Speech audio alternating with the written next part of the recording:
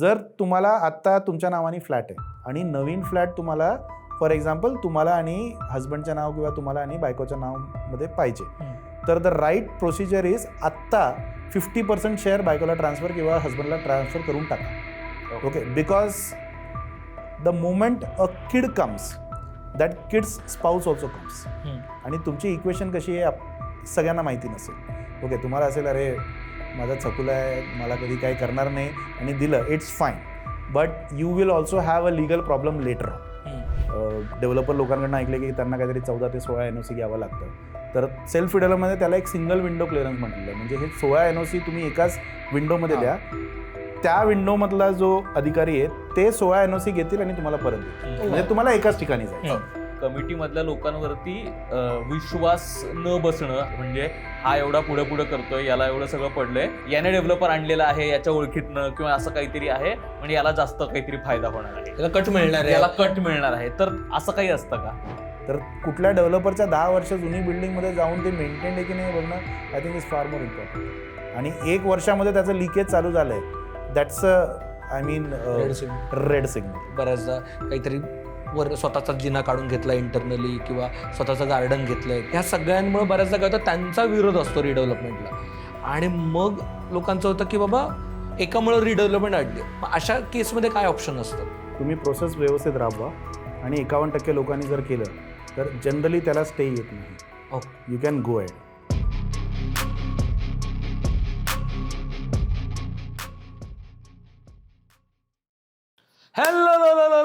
Hello नमस्कार, तुमच्या सगळ्यांचं मनापासून खूप खूप स्वागत आहे द मुक्तमुख शो म्हणजे स्टार्टच्या या नव्या कोऱ्या एपिसोडमध्ये. आपण खूप वर्षांपूर्वी म्हणजे 6 महिन्यांपूर्वी एक रिडेव्हलपमेंटवरती एपिसोड केला होता आणि आम्हाला वाटलं की हा खूप छोटा टॉपिक आहे, एवढं लोकांचं त्याच्यात इंटरेस्ट नसेल. पण तेव्हा लक्षात आलं की अरे बापरे, अखंड महाराष्ट्र रिडेव्हलपमेंटमधून जातोय आणि बऱ्याच लोकांना त्याच्याबद्दल समजून घेण्यात इंटरेस्ट आहे. त्यामुळं त्या एपिसोडला इतका भरभरून प्रतिसाद आला की आमच्या लक्षात आलं की आपण सरांना परत बोलवलं पाहिजे. अजून बरेचसे विषय आहेत रिडेव्हलपमेंट रिलेटेड की जे डिटेलमध्ये समजून घेणं एक्सपेक्टेड आहे, म्हणून आपण तुमच्या खास आग्रहास्तव सरांना परत बोलवलेलं आहे. आपल्यासोबत आहेत श्री लक्ष्मीनारायण सर. खूप खूप स्वागत आहे तुमचं शोमध्ये. सरांना तुम्ही त्या एपिसोडमध्ये बघितलं असेल. सर ड्रीम्स रिडेव्हलप नावाच्या संस्थेचे संस्थापक आहेत आणि ते रिडेव्हलपमेंटमध्ये बरंच काम करतात, गेले 1-1.5 वर्ष झालं. आणि त्यांचं इतकं गाढा अभ्यास आहे, त्यांना सगळ्या पायरी माहिती आहे सगळी. सो प्रत्येक पायरीचा आपण समजून घेणार आहोत ह्या एपिसोडमध्ये. आणि अजून एक एपिसोडमध्ये आपण डिटेल अभ्यास करणार आहोत. ते काय करणार आहोत ते ह्या एपिसोडच्या एंडला सांगू. येस. आणि आम्ही जर घातलेले शर्ट्स तुम्हाला आवडत असतील तर प्लीज खाली डिस्क्रिप्शनमध्ये चेकआउट करा. कॉटन कॉटेज जे आपले फॅशन पार्टनर आहेत त्यांनी आपल्याला हे कपडे पाठवलेले आहेत. आता एकदा रिडेव्हलपमेंट म्हटलं की हल्ली तो बऱ्याचदा की कसाला हवा आहे डेव्हलपर, आपण आपलंच करू, हे एक बऱ्यापैकी जोर धरत आहे. तर ज्यावेळेस तुम्ही इतक्या सोसायटीजना वेगवेगळ्या कन्सल्ट करता, इतक्या वेगवेगळे प्रोजेक्ट्स तुम्ही होताना पाहिलेले आहेत, how do you look at redevelopment आणि सेल्फ रिडेव्हलपमेंट? म्हणजे यात डिफरन्स कसा आहे आणि काय पद्धतीनं अप्रोच करायचा? कारण मला आता एकतर तो एकट्या कोणाचा डिसिजन नसतो, म्हणजे सगळे जे काय सोसायटीतले कमिटी मेंबर्स आहेत सगळ्यांनी मिळून ती घेण्याचा निर्णय असतो. तर त्या निर्णयापर्यंत येताना सेल्फ रिडेव्हलपमेंट आणि रिडेव्हलपमेंट या दोन्हीमधला अप्रोच काय असला पाहिजे? अल्टिमेटली प्रोजेक्ट तर सेमच आहे, जागा सेमच आहे, लोक सेम आहे. फक्त मुद्दा असा आहे की मला एक व्यावसायिक जो डेव्हलपर म्हणून आहे त्याच्याबरोबर करायचं आहे की आम्हाला स्वतः व्यावसायिक व्हायचं आहे. कारण सेल्फ रिडेव्हलपमध्ये तुम्ही ती भूमिका घेत आहेत, तर ते करायचं की हे करायचं याचा आय थिंक पहिला बेसिक मुद्दा तो आहे. सेकंडली रेग्युलेशन वाईज इकडे 4 जुलै 2019 आहे जे दोघांना लागू होतो, पण सप्टेंबर 2019 अजून एक सर्क्युलर आहे जे सेल्फ रिडेव्हलपमेंटला लागू होतो. ओके, त्याच्यात म्हणजे सेल्फ रिडेव्हलपमेंटमध्ये तुम्हाला काय फायदे मिळेल जे महाराष्ट्र शासनाने दिलेली आहे, तर त्या फायद्यांबद्दल त्या रेग्युलेशनमध्ये सांगितलं गेलं आहे. फॉर एक्झाम्पल इंटरेस्ट तुम्ही घेतलात, लोन तुम्ही घेतलात एका बँकेमध्ये तर 4% सबसिडी आहे तुम्हाला. त्याच्यानंतर एक सेल्फ रिडेव्हलपमेंटला त्याच्यानंतर एक सिंगल विंडो क्लिअरन्स नावाची कॉन्सेप्ट आहे. म्हणजे तुम्ही आता जेव्हा एक डेव्हलपर जातो तर त्याला इकडनं NOC घ्या, इकडनं NOC घ्या, असे वेगवेगळे NOC घ्यावं लागतं.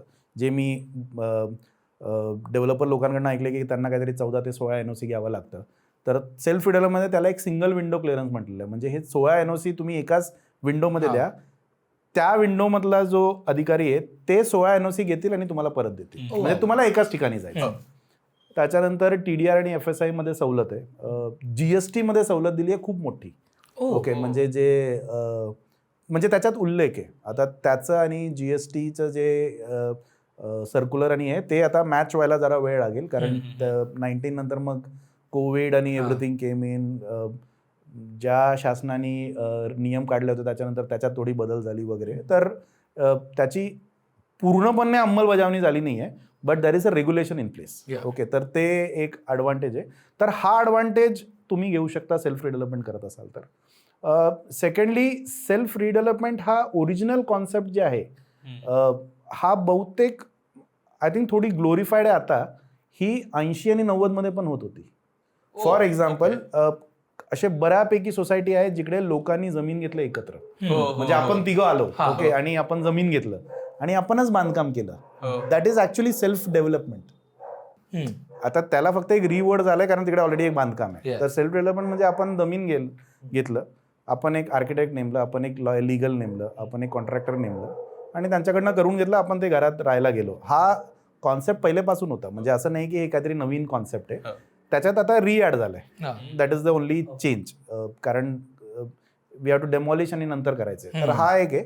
याच्यामध्ये आता कॉन्टेक्स्च्युअली जेव्हा सेल्फ डेव्हलपमेंट होत होतं तेव्हा ते जमीन घेण्याचे पैसे आपण तिघांनी टाकलं असेल, राईट. तर सेल्फ रिडेव्हलपमेंटमध्ये हा तुम्ही लॉजिक जर एक्सटेंड केला तर सेल्फ रिडेव्हलपमेंटमध्ये आपण तिघांनी पैसे राखून आपण करू शकतो का, इज वन कॉन्सेप्ट. आता तेव्हा काय होतं की आपण आपल्यासाठीच घर बांधत होतो, म्हणून ते पैसे आपण टाकत होतो. सेल्फ रिडेव्हलपमेंटमध्ये आपण आपल्यासाठी तर बांधतोच आहे, पण आपण काही एक्स्ट्रा घेऊन आपण त्याच्यातनं आपण कमवू शकतो का, हा एक ऑपॉर्च्युनिटी आलेला आहे. ओके, तर ते ऑपॉर्च्युनिटी आपल्याला जर राबवायचं आहे, तो फर्स्ट मॅचिंग कॉन्सेप्ट, पूर्ण पैसे आपण टाकूया, बिल्डिंग तोडूया, बिल्डिंग बांधूया, काही फ्लॅट्स आपण घेऊया, किती मोठं फ्लॅट घ्यायचं ते आपण ठरवूया आणि किती विकायचं हे पण आपण ठरवूया. हा फ्लेक्झिबिलिटी तुम्हाला राहते जेव्हा तुम्ही पैसे टाकताय. करेक्ट. ओके, अच्छा, बाय द वे, जे बाकी तिकडे आणि इकडे चाललंय ना ते दोन्ही सेमच आहे. डेव्हलपर पण बहुतेक एक आर्किटेक्टला रिक्रूट करेल, म्हणजे हायर करेल, एक लॉयरला हायर करेल, एक कॉन्ट्रॅक्टर. इकडे तुम्हाला करायचंय. ओके, तर बेसिकली ते डुअर कोण आहे याच्यावरती पूर्ण भार आहे. ओके, म्हणजे आता याचं सोपं उदाहरण दिलं की मला युरोपला फिरायला जायचंय, मी एक टूर ऑपरेटर करतोय की मीच गुगलमध्ये करतो आणि मी फिरायला जातोय, याच्यामधलं अंतर आहे. To simply put. ओके, तर जर मी स्वतः केलं तर आय एम, म्हणजे काय आता नवीन कॉन्सेप्ट आहे ना, सेल्फ ट्रॅव्हल, सोलो ट्रॅव्हल, तर तसं मी करू शकेन. तर दॅट इज सेल्फ रिडेव्हलपमेंट. याच्यात द बिगेस्ट ॲडव्हान्टेज इज तिकडे जे प्रॉफिट एका व्यावसायिकाला जात होतं ती प्रॉफिट आपण घेऊ शकतो. करेक्ट.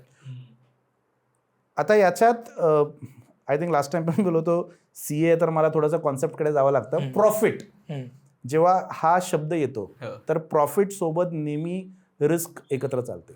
करेक्ट. तर मी रिस्क घेतलं तर मला प्रॉफिट मिळेल, आणि जनरली फायनान्समध्ये हा खूप सरळ आकडा आहे की the higher the risk the higher the reward. Okay, तर मी रिस्क जास्त घेतलं तर मला प्रॉफिट जास्त मिळेल. तर हा प्रॉफिट मला घ्यायचंय, कसं घ्यायचंय, किती घ्यायचंय हे मी ठरवू शकतो. फ्रँकली स्पीकिंग हा तसा बऱ्यापैकी सेफ आहे, कारण प्रत्येक गोष्ट तुम्ही डिसाईड करताय. ओके, हा सेल्फ रिडेव्हलपमेंटचा आहे. डेव्हलपर रिडेव्हलपमेंटमध्ये हा तुमच्यासाठी कोणीतरी करतोय. ओके, आणि त्याचं ब्रँड नेम ऑलरेडी आहे तिकडे. ओके, इकडे तुम्हाला जेव्हा सेल्स करायचंय, तर समजा आपण तिघं एकत्र आलो, तर आपण जर विकायला गेलो, शार्दुल, ओमकार आणि लक्ष्मीनारायण बांधतायत, तर बहुतेक लोक कमी विकत घ्यायला येतील, कारण त्यांना माहिती नाही की आपण बांधलो पण आहे. म्हणजे असं विचारतील की अरे 2 पॉडकास्ट करणारे आणि हे CA येऊन बांधतायत, कसे बांधतील आपल्याला माहिती नाही आहे, देतील की नाही करत. तर दॅट रिस्क रिमेन्स. पण ते रिस्क कव्हर करायचं तर आपण आपल्या मित्रांना, नातेवाईकांना किंवा मित्राच्या मित्रांना सांगू शकतो, बाबा आपण तुमच्यासारखं बांधकाम जे तुम्हाला पाहिजे ते आपण करून देऊ आणि आम्ही विकू. तर हे, आणि फक्त त्याला सेल्फमध्ये तुम्ही पैसे टाकलं नाही तर हा फायनान्सिंग तुम्ही विकून तुम्ही करू शकता, किंवा you can get a financier. Okay, आता फायनान्सर कसं घ्यायचं, काय घ्यायचं, याचं पण एक I mean it's a process, म्हणजे लोन घ्यायचं सारखं आहे. हा project should be feasible for the financial institution की ते तुम्हाला लोन देतील. ओके, तर ते म्हणजे हा पूर्ण जे प्रकार आहे हा सेल्फ रिडेव्हलपमेंट आहे, आणि इकडे हा तुमच्यासाठी कोणीतरी करून देतोय म्हणून तो तुमच्यासाठी प्रॉफिट घेतोय.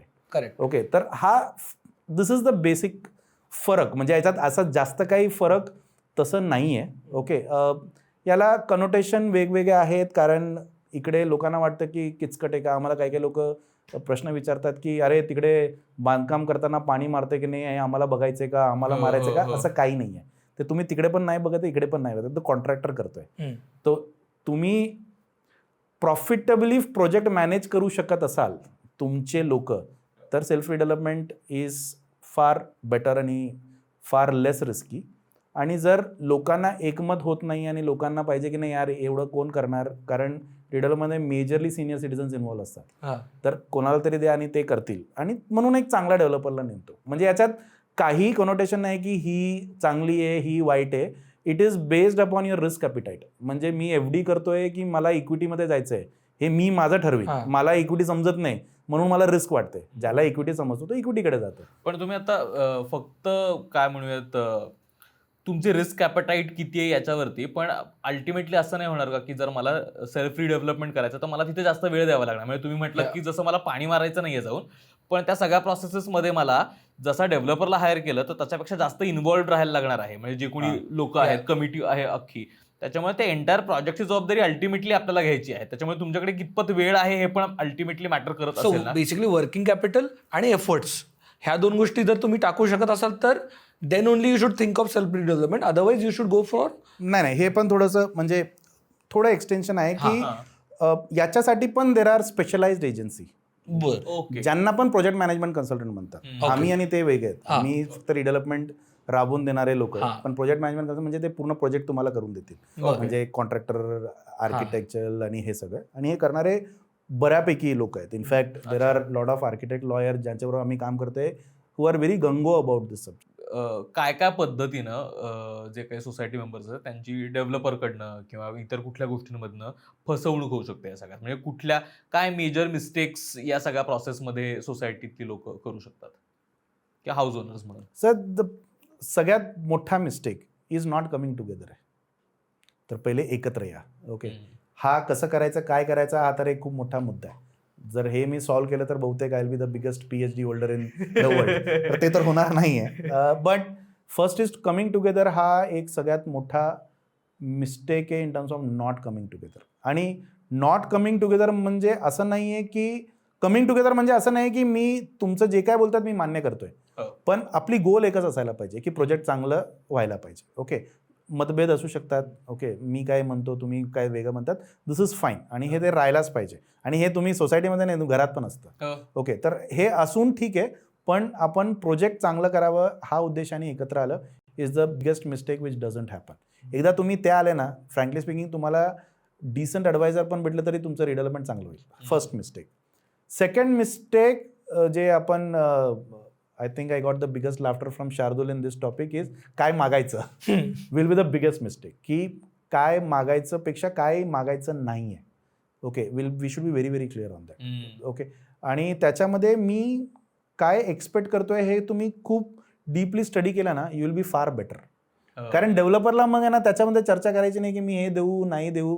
त्याला सांगायचं बाबा हे देऊ शकतं का तू, मग आता मला टक्के सांग. Will be a much clear. हे इकडे काही काही लोक गोंधळतात काय मागायचं, आणि त्याच्यानंतर एका टप्प्याने मागायचं की टप्प्याटप्प्याने मागत जायचं. आय एम व्हेरी क्लिअर, पहिल्या टप्प्यामध्ये मागून टाका जे तुम्हाला मागायचं. ओके, हां, तर म्हणजे ते मी कधी कधी सांगतो की चांद तारे मागलो, त्याला काय द्यायचं तो ते देईल.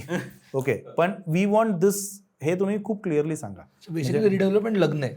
हां, तर हे मला काय पाहिजे हे तुम्ही एक्सपेक्टेशन क्लिअर करा. थर्ड मिस्टेक, जे लोक मिस्टेक मागतात, बट आय थिंक हा मिस्टेक कुठेतरी इंटरनली झालं असतं, is selection of the right developer. Okay, तर ज्या डेव्हलपरनी व्यवस्थित स्कीम्स राबवली आहे, त्यांनी पोझिशन दिलेली आहे, म्हणजे त्यांनी एक्झिक्यूट केलेलं आहे. जो बोलतोय आणि जो एक्झिक्यूट करतोय याच्यामध्ये फरक दिसून येतो. बोलणारा माणूस खूप चांगला असतो. ओके, म्हणजे की अरे काय बोलला यार, मस्त प्रेझेंटेशन दिली, इम्प्रेसिव्ह होता, त्यांनी कोट घातलं होतं, तो येऊन मर्सिडीजमध्ये उतरला, दिस इज सेकंडरी. ओके, पण त्याचा ॲक्च्युली बिल्डिंग जागेवरती आहे का, त्यांनी दिलेली आहे का, हा प्लीज बघा. ओके, कारण डेव्हलपरबद्दल खूप सारा अफवा पसरतात, पण जाऊन बघा की त्यांनी दिलेली आहे का. तिकडच्या लोकांबरोबर चर्चा करा की बाबा कसं होतं, एक्सपिरियन्स कसं होतं हे. आणि एक एक्सपिरियन्समधनं तुम्ही नका घेऊ, कारण 10 मध्ये वेगवेगळे एक्सपिरियन्स असतात. तर चर्चा करा, पण लिगली त्यांनी एक्झिक्यूट केलं असेल आणि त्यांनी 5% कमी दिलं तर I will prefer that developer. कारण ह्यानी हे सगळं करून त्याच्यानंतर त्यांनी एक्झिक्यूट केलं ना, म्हणजे याची एक्सपिरियन्स आपल्याला कधी कधी ती उपयोगी पडेल. ओके, तर हा सिलेक्शन ऑफ द डेव्हलपर खूप म्हणजे चर्चित आहे आणि आय थिंक तिकडे काही काही गोंधळ होऊ शकतात. तर बी व्हेरी व्हेरी क्लिअर, एस्पेशली आणि 4-5 मुद्दे आहेत. त्याची फायनान्शियल कॅपॅसिटी, त्यांनी आतापर्यंत किती प्रोजेक्ट्स केलेले आहेत, त्यांनी टायमावरती दिलेले आहे का, त्याच्यावरती किती केसेस चालू आहे, कसले केसेस चालू आहे. केसेस चालू असणं हे निगेटिव्ह नाही आहे, कसली केसेस चालू आहे आणि काय त्याची बाजू आहे हे पण समजून घेणं गरजेचं आहे. केस चाललंय म्हणून मी काम नाही करणार तर बहुतेक आपण कोणाबरोबर काम नाही करणार. बिकॉज रिअल इस्टेट असा एक मुद्दा आहे की जिकडे केसेस होतात आपापसात, की म्हणजे माझी होती, एन्क्रोचमेंट होती, हे होती, ते होती. तर ठीक आहे, पण कसल्या प्रकारचा केस आहे ते समजून घ्या. त्यालाही तुम्ही म्हणजे इंडियन कॉन्स्टिट्यूशनमध्ये की राईट टू बी हर्ड आहे, तर तुम्ही त्याचं बाजू ऐकून तरी घ्या. त्याच्यानंतर तुम्हाला रिजेक्ट करायचं तर करा, बट त्याच्याकडनं ऐकून घ्या की काय झालं बाबा या केसमध्ये, काय झालं होतं. त्याच्यानंतर तुम्हाला पटलं नाही पटलं ते तुम्ही नंतर करा. तर दिस इज 4th. आणि 5th आहे की त्याची क्वालिटी आतापर्यंत कशी राहिली आहे. तर कुठल्या डेव्हलपरच्या 10 वर्ष जुनी बिल्डिंगमध्ये जाऊन ते मेंटेन आहे की नाही बघणं I think is far more important. आणि 1 वर्षामध्ये त्याचं लिकेज चालू झालं आहे, that's I mean red signal. Okay, तर आणि याचं वेगवेगळे कारण आहेत. ओके, कारण पण आहेत. कोविडच्या काही लेबर्स नव्हते इकडे, तर काही लेबरकडनं काम झालंय, तर असं काही झालंय का, हे this also can be a reason. Okay, पण ते कारण काय आणि आहे की नाही हे समजून घ्या. कारण एक घरात तुम्ही गेलात आणि तिकडे लिकेज चालू झालं ना, it's the biggest headache that you will have ever. Okay, तर ते तशा काही करू नका. किंवा एलिव्हेशन पेंटिंग करायला पेंटिंग निघाली आहे, हे लिखतंय तसं दिसतंय, तर दोज थिंग्स थोडं तुम्ही बघा. हे बघितलं ना तर you will not make that mistake. तर हा एक मिस्टेक आहे जे जनरली आम्ही बघतो. 5वा, आणि I think it's a controversial thing but it's fine, we are in the business of controversy real estate, is पूर्ण प्लॅन सँक्शन केल्याशिवाय घर नका सोडू. फुल सँक्शन तुम्हाला दिसायला पाहिजे. म्हणजे म्हणजे कॉर्पोरेशनकडनं हा बिल्डिंग सँक्शन होऊ शकतं याची खात्री करून घ्या, आणि त्याच्यानंतर लिव्ह युअर होम, तर ते जास्त तुम्हाला उपयोगी पडेल. ओके, याचं करण्याचा वेगवेगळा मार्ग आहे. म्हणजे असं नाही की त्याला पूर्ण खर्च करायला लावतोय किंवा काय, हा उद्देश नाही आहे. ह्याला दोन्हीकडे खात्री असते. मला खात्री असते असं मेंबर की अरे माझं ना घर दिसतंय, सँक्शन होणार आहे आणि मला मिळेल. डेव्हलपरला खात्री असते की काही रेग्युलेशन चेंज झालं तरी माझं हे बिल्डिंग बांधून होईल आणि कॉर्पोरेशन केलं. तर याला वेगवेगळे टप्पे आहेत. म्हणजे असं नाही की त्यांनी पूर्ण 20 कोटी 30 कोटी घालवावं आणि त्यांनी पण अंधारात राहावं, पण याला वेगवेगळे मार्ग आहेत टू रिझॉल्व्ह दिस. पण हा पूर्ण प्लॅन जसं त्यांनी दाखवलं हे सँक्शन होते की नाही हे बघून घेणं I think it's very very important. In fact तुम्ही ही एक मिस्टेक जर तुम्ही अवॉइड केली ना तर I think your redevelopment chances of positive increases multifold. तर तुम्ही बऱ्यापैकी तुम्ही हे करू शकतात. हा एक मिस्टेक आहे. 6th मिस्टेक जे आपण करतो is I want the best quality of service. Okay, मला पुण्यातला मोठाचा मोठा लॉयर पाहिजे, मोठाचा मोठा आर्किटेक्ट पाहिजे आणि मोठाचा मोठा CA पाहिजे, पण मी खर्च करणार नाही. विल बी अ व्हेरी हे मिस्टेक. आणि याच्यात करताना तुम्ही एक क्लॉज टाका की ह्या लोकांना मी नेमतोय, यांना मी जे काय खर्च करतोय हे मला डेव्हलपरने रिइम्बर्स करावं. कारण हा 40 कोटीचा प्रोजेक्टमध्ये हे 7-8 लाख चांगले प्रोफेशनलचा खर्च तो डेव्हलपर रिइम्बर्स करेल तुम्हाला. आणि आम्ही आतापर्यंत एकही स्कीम केली नाही जिकडे त्यांनी रिइम्बर्समेंटसाठी नाही केलेली आहे. ओके, पण याच्यात पैसे काढायला again society is a problematic entity, जिकडे तुम्ही पैसे काढायला सांगतात आणि लोक पैसे देतात. ओके, हे पण जनरली इट्स नॉट इझी. तर त्याला पण आम्ही एक पर्याय केले की बिडिंग करताना त्यांच्याकडनं आपण काहीतरी ॲडव्हान्स घेऊ शकतो का डेव्हलपरला, आणि त्याला सिलेक्शन केल्यानंतर ते आपण रिइम्बर्स करू शकतो. तर असे सोल्युशन्स आहेत. पण आपण सोल्युशन न करता प्रॉब्लेमकडे बघायला गेलो तर सोल्युशन मिळणार नाही. तर हा एक आहे की तुम्ही चांगला लॉयर, चांगला आर्किटेक्ट, आणि चांगला लॉयर चांगला आर्किटेक्ट म्हणजे काय, ज्याचा अनुभव आहे, जो त्याच्या ब्रँड नेमसाठी जपेल. ओके, हे लोक तुम्हाला तुमच्या बाजूने राहणं खूप गरजेचं आहे. तर हा I think is 6th mistake जे आम्ही बघितलेले. आणि 7th मिस्टेक जे I think is a generic mistake, व्हॉट्सॲपमध्ये काहीतरी आलं आणि त्याला तुम्ही मान्य केलं, is a very very big mistake. त्याचं थोडंसं तुम्ही अभ्यास करून त्याच्यानंतर कुठे केलं, अरे तो माहिती आहे का या डेव्हलपरकडे ना पैसेच नाही आहे, हा फक्त एक स्टेटमेंट आहे. पण असेस की हे खरं आहे का, कारण speaking about a reputation of somebody, तर ते अरे तुम्हाला माहिती आहे का टॅक्स आपल्याला खूप कापले जाईल, कुठेतरी वाचलं आणि त्याच्यानंतर फॉरवर्ड केलं, तर ते न अभ्यास करून फॉरवर्ड करणं इज ऑल्सो अ प्रॉब्लेम. तर त्याच्यापेक्षा get a good professional advice आणि त्याच्यानंतर पुढे करा. तर आय थिंक हा काही मिस्टेक्स आम्ही अनुभवतो आणि मिस्टेकमध्ये तर आपण भरपूर बोलू शकतो, पण आय थिंक हे काही गोष्टी आपण जर केलं तर I think we are far far better. आणि याच्यासाठीच आम्ही जे निश रिडेव्हलपमेंटचा पॉडकास्ट करतो, रिडेव्हलपमेंट गुरु म्हणून, याच्यात आम्ही फक्त प्रोफेशनल लोकांना बोलून आम्ही त्यांचा ॲडवाईस घेतोय की तुम्ही हा सिच्युएशनमध्ये तुम्ही काय करणार आणि काय करणार.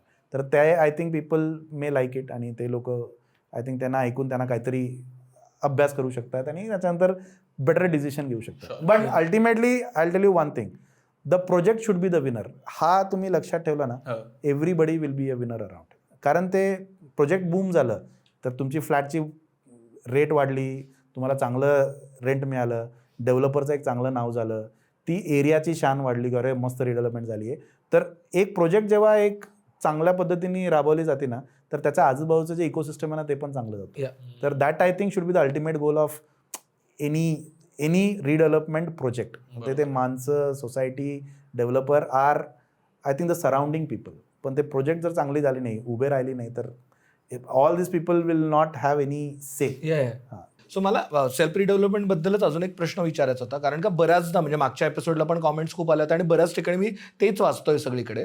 तर मुळात कोणी करावं सेल्फ रिडेव्हलपमेंट, म्हणजे बेसिकली कोणासाठी ते जास्त आयडियल आहे आणि कोणासाठी डेव्हलपरकडे जाणं आयडियल आहे, म्हणजे प्रोज अँड कॉनपेक्षा मला काय जास्त सुटेबल आहे हे महत्वाचं आहे. आणि ते कसं डिसाईड करायचं, ते कसं डिसाईड करायचं. सी याच्यात ना आय थिंक कोणी करायचं is a very irrelevant topic for me. मला जर जमलं की मला करायचंच आहे, anybody can take that step.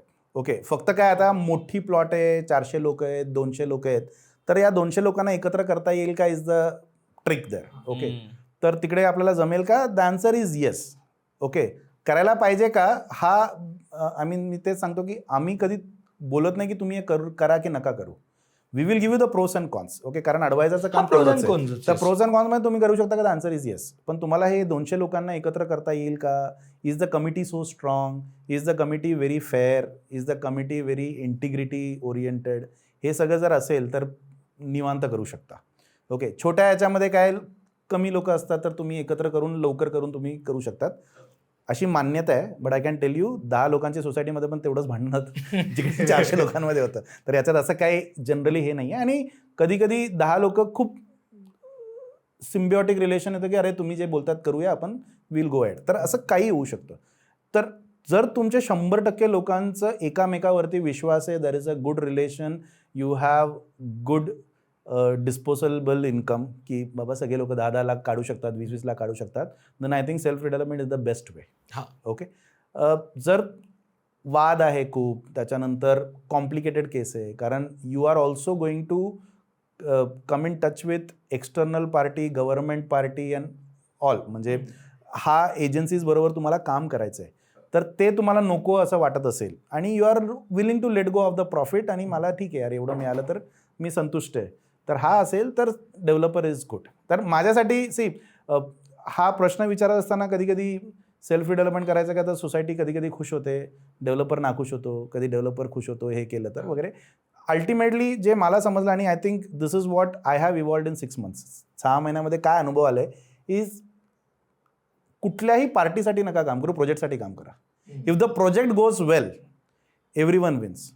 का एका बाजूला असून याचं खूप भलं करूया, याच्याकडनं प्रॉफिट काढून घेऊ, हा विचार असेल ना, तर ते काही ठिकाणी ते चांगलं वाटतं, but after a period of time ते कुठे ना कुठेतरी इट विल बॅकफायर.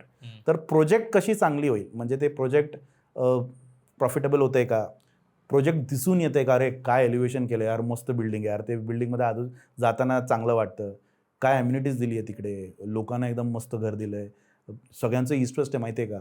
ओके, कारण कधी कधी नाही जमत, ते डिझाईन चांगलं केलं आहे, लिगल कॉम्प्लिकेशन सगळं सोडूनच दिलं, व्यवस्थित त्यांनी 2 वर्षामध्ये कंप्लीट केलं, हे सगळं जर आलं ना, तर आय थिंक तिघांचा रोल असा असायला पाहिजे की ते प्रोजेक्टसाठी काम करा. And I think the project is the winner. आता तुम्ही मेन्शन करताना पण म्हटलात ना की आता 200 लोकांची पण सोसायटीमध्ये पण एकमत होऊ शकतं आणि 10 लोकांमध्ये भांडणही होऊ शकतात आणि उलटं पण होऊ शकतं. आणि उलटही होऊ शकतं. मग उलटं तर होण्याच्या शक्यता जास्तच आहेत 200 मध्ये भांडणं.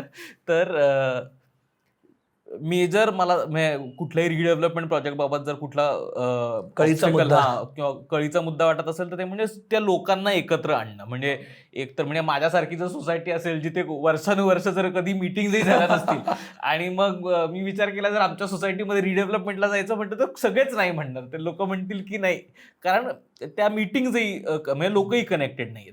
तर एकतर ते कॉन्फ्लिक्ट्स कसे रिझॉल्व्ह करणं, म्हणजे आपण गेल्या वेळेस कॉन्फ्लिक्ट कसे कसे काय काय असतं त्याच्याबद्दल बोललो होतो की कसं कोणाला जास्त जागा हवी असते, कोणाला एक बेडरूम वाढवून हवं असतं, कोणीतरी म्हणतं की नाही माझ्यासाठी हे ओकेच आहे. तर ते त्यांच्या त्यांच्या गरजा वेगळ्या आहेत, पण ह्या कॉन्फ्लिक्ट्स रिझॉल्व्ह कशा करायच्या? तर आय थिंक एक मोठा वाटा याच्यात आहे ना कमिटीचं असतं. ओके, तर आता कमिटी म्हणजे काय, you can call it as a managing committee. Managing कमिटीमध्ये काय की तुमचे 1100, 200, 300 लोकांमध्ये काही लोक जे पुढाकार घेत आहेत, काही लोक आर एज्युकेटेड इन दिस. म्हणजे एक आर्किटेक्ट आहे कोणीतरी, कोणी CA आहे, कोणी पहिले बँकेत मॅनेजर होते, कोणी काहीतरी असे वेगवेगळे. आणि यू विल बी सरप्राईज्ड की जेव्हा आम्ही एक सोसायटीमध्ये जातो तिकडे the total achievement of the whole 11 people is very high. त्यांनी आपल्या आयुष्यात काहीतरी करूनच ते इकडे आलेत. Okay, and everyone deserves the respect, everyone deserves that. आणि त्यांचं जे अनुभव आहे ते याच्यात ते करू शकतात की नाही हे आपल्याला पहिले ते बघा. सेकंडली याच्यामध्ये पुढाकार घेऊन काम करणारे लोक कोण नाही यांनी पुढे यावं की आम्ही करायचं. आता तिकडे द प्रॉब्लेम इज ते कधी पुढे येत आहेत. ओके, ते पहिलेपासून कमिटीमध्ये काम करतायत आणि आता ते रिडेव्हलपमेंट करतायत, तर it becomes a very smooth flow. रिडेव्हलपमेंटचं काम चालू झालं आणि 2 लोक आले कमिटीमध्ये की मला पण कमिटीमध्ये यायचंय, it raises an eyebrow. Okay, की आत्ता का आला. तर बेसिकली जे लोक पहिलेपासून काम करतायत, जे लोकांना एकत्र करू शकतात, हा कॅपॅसिटी ज्यांची आहे, या लोकांनी एक कमिटी फॉर्म करायचं. मॅनेजिंग कमिटी म्हणतो किंवा त्याला रिडेव्हलपमेंट कमिटी म्हणतो. या कमिटीचं by the way the first thing is या लोकांना निर्णय घ्यायचं अधिकार नाही आहे. They are the coordinators. Okay, management कमिटीला managing committee cannot take any decision on redevelopment as per 4 जुलै 2019. कधी अधिकार कोणाला आहे निर्णय घ्यायचा इज जनरल बॉडी. म्हणजे तुमचे 11 लोक आहेत तर 51% शुड टेक दॅट डिसिजन, म्हणजे 6 लोक. ओके, तर 6 लोकांनी हो म्हटलं तर जायचं, 6 लोकांनी नाही म्हटलं तर नाही जायचं. तर हा एक कमिटीचा एकतर it is not number of flat मधले 51%, जनरल बॉडी मधले 51%. हा, मेंबर्स मधले सोसायटी असेल तर पर हाऊस इज 1 मेंबर. नाही का, पर ओनर इज 1 मेंबर. माझ्याकडे 2 फ्लॅट आहे तर I am considered as 1 member. हा, सोसायटीचा नियमच आहे की 1 member 1 vote. It is never 1 flat 1 vote. जर म्हणजे एका सोसायटीमध्ये 4 फ्लॅट असेल एकाच ओनरचे आणि बाकीच्यांचे 3च आहेत म्हणजे, तर नंबर ऑफ मेंबर जर 4. हा, आता याच्यात ना व्हेरीड जजमेंट्स आहेत. फॉर एक्झाम्पल 10 फ्लॅट आहे, 8 फ्लॅट एकाच ओनरचे आहे आणि 2 वेगळे आहेत. तर one side of the argument की ह्यांनी काही डिसिजन घेतलं तर मग आपल्याला करावं लागेल. तर ही विल से दॅट मीच बांधीन नाहीतर माझाच डेव्हलपर बांधीन, तर त्याला हे दोघं बांधील व्हायला पाहिजे. Okay, which is not fair. हा जर एकच वोट दिला तर ही विल बिकम इक्वल. म्हणजे हे दोघं लोकांनी काही डिसाईड केलं तर याला करावं लागेल. ओके, यांचं आर्ग्युमेंट असतं की अरे माझ्याकडे 8, मी 8चे पैसे मोजलेत, I should have more voting power. तर याचे वेगवेगळे जजमेंट्स आहे. पण इन जनरल कॉपरेटिव्ह सोसायटीमध्ये 1 member 1 vote is the rule. हा कॉपरेटिव्ह सोसायटीज ऍक्टमधला रूल आहे. म्हणजे ते तुम्ही, मी आणि कोणी काही चेंज तसं करू शकत नाही. कधी कधी लोक बोलतात की चला फ्लॅट प्रमाणे पण मोजू. हे कधी असतं की म्हणजे 51% वोटमध्ये आपल्याला क्लॅरिटी मिळाली नाही तर फ्लॅट प्रमाणे मोजलं तर आपल्याला येईल का, तर असे पण केलेले आहेत आणि याचे पण वेगवेगळे जजमेंट्स आहेत. ओके, सी, जजमेंट म्हणजे काय की तुम्ही जे केस पुट फॉरवर्ड केले त्या केसच्या मेरिटमध्ये आलेले जजमेंट आहे. ओके, तर वेगळ्या केसचं वेगळं मेरिट असेल तर वेगळं, म्हणजे there can be a different decision. तर हे मेंबर्स आहेत. त्याच्यानंतर कमिटीने यावं. आता आणि हे विथ ऑल ड्यू रिस्पेक्ट, कमिटीमध्ये येताना काही काळजी घ्यावी. एक, आणि हा खूप मोठा विषय आणि I think some people may like it or may not like it, have a very thick skin. तुम्ही कमिटीमध्ये आलात, तुमच्याबद्दल वाटेल ते बोललं जाईल. ओके, त्याला जर तुम्हाला प्रोजेक्ट प्रिय आहे तर प्रोजेक्टकडे लक्ष देऊन तुम्ही चालत गेलात, that's a good committee member. अरे तो मला असं बोलला, आता बघ मी दाखवीनच, ठीक आहे. मग कारण काय याच्यात काय बोलल्यापेक्षा कोण बोलला आणि कसं बोललं याच्यावरती जास्त भर असतो. सो बेसिकली हे येऊन द्यायचं, अब्झॉर्ब एव्हरीथिंग. कारण काही लोक तुम्ही अब्झॉर्ब करत गेला तर they will be positive. Okay. आणि लोक वेगवेगळ्या ठिकाणी पॉझिटिव्ह होतात. काही लोक स्टार्टिंगपासून पॉझिटिव्ह असतात की चला चला करू. काही लोक फिजिबिलिटी रिपोर्ट नंतर पॉझिटिव्ह होतात. काही लोक डेव्हलपरचं नाव आल्यानंतर पॉझिटिव्ह होतात, अरे चांगला डेव्हलपर आहे, चला ठीक आहे आम्हाला. काही लोक त्यांच्या डिझाईन बघितल्यानंतर पॉझिटिव्ह होतात. तर पॉझिटिव्ह होण्याचं वेगवेगळं काळ असतं, टप्पे असतात. तर तेवढं पेशन्स असायला पाहिजे त्या कमिटी मेंबरला. ओके. कारण कसं आहे की 11 लोकांनी जेव्हा एवढं अचीव केलं असतं, and see frankly speaking middle class आणि अप्पर मिडल क्लासमध्ये ते आयुष्य जगणं, एक लग्न करणं, मुलांना वाढवणं, एक घर घेणं आणि त्यांचं हे सांभाळत, it's itself is a very big achievement. तर ह्या अचीवमेंटमध्ये जेव्हा 11 लोक येतात आणि त्यांचे वेगवेगळे सेल्फ रिस्पेक्ट असतात आणि काही ठिकाणी ते जरा इगोमध्ये उतू आलं तर ते इगोमध्ये जातं. तर you are actually handling 11 multiplied by 4 egos. त्याचा मुलगा मला का बोलला, तुझा मुलगा असं आहे, तुझी बायको ही बोलली. तर हे सगळं होत राहील. तर हे सगळं ऑब्झर्व करून जर तुम्हाला जाता आलं तर you become a committee member. जर तुम्हाला पटकन यू बिकम व्हेरी ॲजिटेटेड और तुम्हाला असं वाटतं की असं कसं बोलला, मी जे बोलतो तेच व्हायला पाहिजे, then things may not go that right. बरोबर. तर म्हणून ते कमिटी मेंबरचं, पण कमिटी मेंबरचा रोल सगळ्यात महत्त्वाचा आहे. कारण प्रत्येक गोष्टीमध्ये 11 लोक एकत्र येणं, 200 लोक एकत्र येणं इज नॉट पॉसिबल. तर कोणाला तरी लीड घ्यावा लागेल. त्या लीड घेणाऱ्या माणसावरती तुम्हाला विश्वास ठेवावा लागेल अँड देन गो. अजून एक जे आहे प्रोसिजरल. ओके. कारण आपण लास्ट मीटिंगमध्ये बोललो आहे आणि आता डिटेलिंगमध्ये कमिटी मेंबरला मीटिंग्स कंडक्ट करायची. म्हणजे प्रत्येक मीटिंगमध्ये 14 दिवसाचा नोटीस द्या. अच्छा, बाय द वे याच्यात एक खूप मोठं डिस्कनेक्ट आहे. कॉपरेटिव्ह सोसायटी ऍक्टमध्ये काही ठिकाणी SGM मध्ये तुम्ही 7 दिवसाचा नोटीस दिलं तरी चालेल, पण रिडेव्हलपमेंटमध्ये तुम्ही कधीही मीटिंग बोलवताय तर 14 दिवसाचं क्लिअर नोटीस द्या. क्लिअर नोटीसमध्ये ज्या दिवशी मी नोटीस दिली आणि ज्या दिवशी मीटिंग आहे याच्या मध्यंतरी 14 दिवस यायला पाहिजे. प्रत्येक मीटिंगमध्ये तुम्ही ऑलरेडी सर्क्युलेट करून टाका की आपण काय डिस्कस करणार आहे. हे तुमचं रेस्पॉन्सिबिलिटी आहे. मीटिंग असताना रोल अशी आहे की तुम्ही कोण बोलतायत कोण नाही बोलतात हे डिफाईन करा आणि थोडे काटेकोरपणाने डिफाईन करा. म्हणजे ओनर्स येतील, ओनर्सच बोलतील, owners will put forward their views, responses जे काही आहे. ओनर्स येतील म्हणजे ओनर, आता ओनर आला, ओनरचा मुलगा आला, ओनर आपल्या एका मित्राला घेऊन आला, ओनर आपल्या मामाला घेऊन आला आणि जनरली ते बोलत बसतात.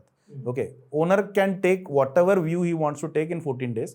तिकडे येऊन यू एज्युकेट आणि तुम्ही येऊन बोला. ओके. ही एक पद्धत जनरली असायला पाहिजे. त्याच्यानंतर कोणी यावं मीटिंगमध्ये हे पण पद्धत ठरवून टाका. ओनर्सच या, आज को ओनर येऊ शकतात, तुम्ही आज मुलांनाही घेऊन येऊ शकतात. तर बेसिकली दॅट इज, आपण लहानपणात नाही का आपण बर्थडेला बोलवतो तर बाबा तू एकटा या, म्हणजे मी एकच समोसा मागवलाय. तर you have to define it की तुम्ही या लोकांनी या मीटिंगमध्ये यायचंय, हेच चर्चा करायचंय. हा चर्चा व्यतिरिक्त काही आलं तर त्याला you have to kill the topic. म्हणजे for a lack of better word kill. अरे मेंटेनन्स भरलं नाही, अरे बाबा ठीक आहे, हे रिडेव्हलपमेंट आहे, ते आपलं नॉर्मल सोसायटीच्या मीटिंगमध्ये ते चर्चा करू. तर रिडेव्हलपमेंट आहे हेच चर्चा करा आणि हो किंवा नाही. तर जेव्हापर्यंत तुम्ही डिसिजन हो किंवा नाही मध्ये ठेवतात ना तेव्हापर्यंत it goes very very smoothly. तर ते conduct of the meeting also becomes very very typical. Okay. आणि ते खूप महत्त्वाचं आहे. आणि आम्ही असे मीटिंग्स बघितलेले आहे जिकडे काही लोक हे खूप काटेकोरपणाने पाहतात आणि it is very difficult to say no. तू मीटिंगमध्ये येऊ नको. दारात आल्यापर्यंत आला कोणीतरी आणि तो ओनरच नाही आहे आणि त्याला सांगायचं की तुम्ही नाही येऊ शकत, हा काही लोकांना एक संकोच वाटतं की अरे कसं बोलायचं यार, तर ठीक आहे बसा. आणि त्याच्यानंतर ते पचतात, अरे कशाला याला आतमध्ये आलं.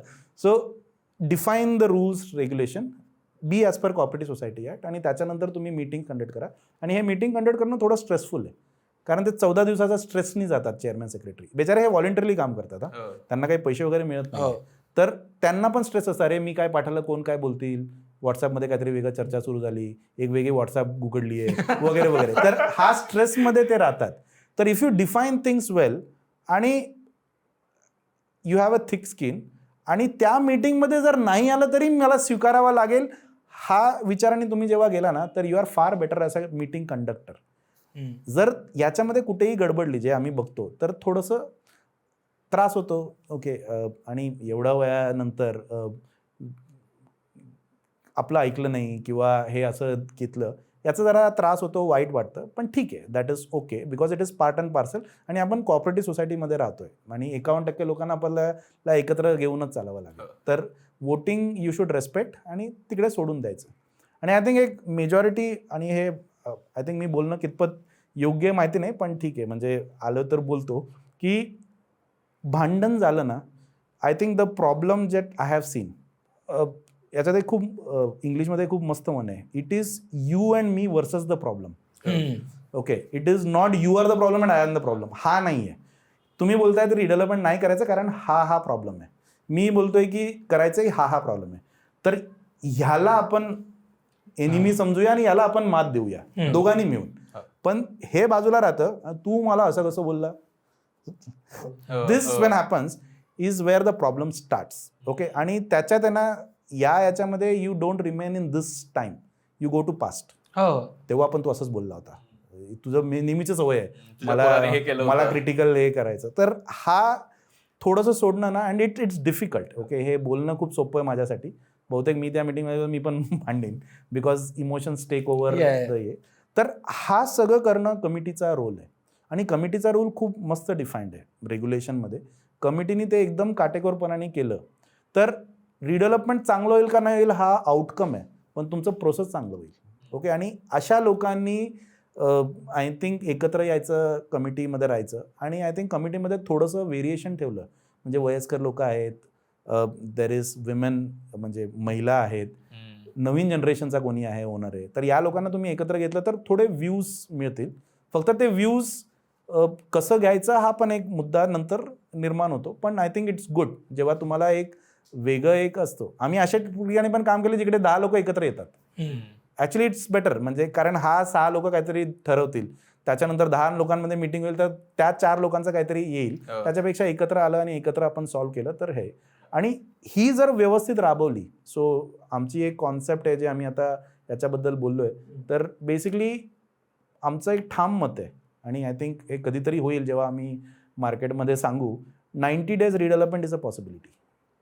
90 days रिडेव्हलपमेंट पॉसिबिलिटी, म्हणजे तुम्ही चालू केलं आणि डेव्हलपरला सिलेक्ट केलं आणि अग्रीमेंट इज अ पॉसिबिलिटी.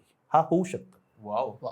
तर ते जर आपण केलं, मी काही वर्ष लागतात असं ऐकलं लोकांकडनं. हां, आता म्हणजे फॉर एक्झाम्पल गुरु गणेश नगर जे केलंय ते 11 महिन्यामध्ये डेव्हलपर सिलेक्ट झाले होते आणि 3 महिन्यामध्ये MOU झालं. तिकडे MOUलाही काही लोकांना खूप वेळ लागतं, पण MOU आम्ही ऑलरेडी ड्राफ्ट करून ठेवलं होतं, झाल्या देऊन टाकलं आणि लोकांनी पण वाचलं आणि लोकांनी खूप चांगल्या प्रकारे त्याच्यात म्हणजे आम्हाला सपोर्ट केलं. कमिटी अप्रतिम होती आणि त्याच्यामध्ये 90 दिवसाचा MOU हे जनरली होत नाही 400 लोकांमध्ये. कारण एक ड्राफ्ट आहे, इंग्लिश आहे, लँग्वेज आहे, लीगल आहे, कमर्शियल आहे, हे सगळं वाचून सगळ्यांचं एकमत घ्या आणि त्याच्यानंतर साईन करा, हे होत नाही. आणि तिकडे I think it will be a record, I think almost 370 लोकांनी साईन केले ते. बापरे. कधी 51% साईन करतात आणि पुढे जातो आपण. तिकडे 370-360 लोकांनी साईन केले. तो I think it's a good achievement. याच्यात आम्ही कन्सल्टंट होतो ते ठीक आहे, पण I think the credit should go to the committee and the member, की त्या लोकांनी यांच्यावरती विश्वास दाखवलं, या लोकांनी व्यवस्थित काम केलं, सगळं देत गेले, सगळं त्यांचं जे काही आहे ते प्रश्न सोडवत गेले आणि आले. तर दिस इज हाऊ इट शुड. अजून एक मला वाटत होतं, म्हणजे आता कमिटी बद्दल बोलत होतो ना आपण, तर कमिटीमधल्या लोकांवरती विश्वास न बसणं हा एक मेजर ऑब्स्टॅकल असू शकतो. म्हणजे हा एवढा पुढे करतोय, याला एवढं सगळं पडलंय, म्हणजे आणि याचा डेव्हलपर आहे, याने डेव्हलपर आणलेला आहे याच्या ओळखीतनं किंवा असं काहीतरी आहे, म्हणजे याला जास्त काहीतरी फायदा होणार आहे, याला कट मिळणार आहे, याला कट मिळणार आहे. तर ते या पद्धतीनं काही वर्क होतं का? म्हणजे असं काही असतं का की जे कोणी कमिटी असेल त्या लोकांचा काहीतरी काय एक्स्ट्रा फ्लॅटच मिळालेला आहे, एक एक्स्ट्रा बाल्कनी मिळाली, मोठा कार्पेट मिळाला, असं काही असतं का? जेव्हा तुम्ही एक कमर्शियल विषय बद्दल बोलताय ना, आता हा आपण बिहेवियरल आणि लिगल सोडून बोलतोय, हा कमर्शियल विषय की कोणाला काय मिळायला पाहिजे आणि काय नाही मिळायला पाहिजे. ओके, काही लोक असं म्हणतात की हे मी केलं तर मला एवढं मिळालंच पाहिजे, असे विचारधारणातले पण लोक आहेत. ओके, काही लोक बोलतात मला काही नको, सगळ्यांचं भलं झालं तर आहे. आय थिंक मेजॉरिटी हे आहे. पण काय आहे की ही बातमी जास्त लवकर पसरते की असे होतात. ओके, सुदैवाने दुर्दैवाने दोन्हीकडचे लोक आहेत. ओके, असं नाही आहे की ते नाही होऊ शकत.